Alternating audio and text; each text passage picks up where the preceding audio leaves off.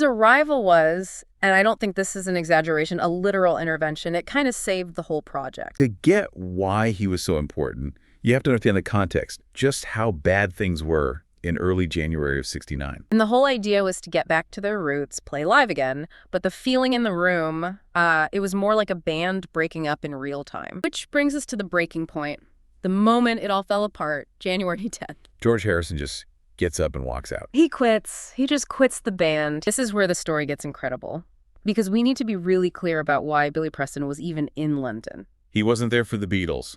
Not at all. So on the 22nd, he just has a little downtime and decides to pop over to Apple to say hi.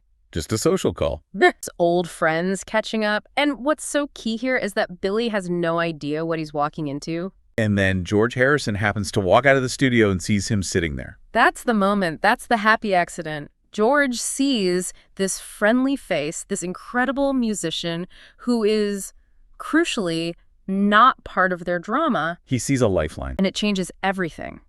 Instantly. The first thing was psychological. He was a buffer. All of a sudden, they have a guest in the room. A respected guest. You can't bicker and be passive-aggressive in front of company. Suddenly, John and Paul, who had been at each other's throats, they start acting like professionals again. Billy Preston was a genius on the Fender Rhodes electric piano and the Hammond organ. He brought this whole new texture, this soulful feeling that was completely missing. Right. And Billy sits down and plays that funky, driving electric piano part. It gives it that energy, that American R&B feel they were aiming for but couldn't quite find on their own. His presence made them more productive and more focused than they had been in weeks. Credit.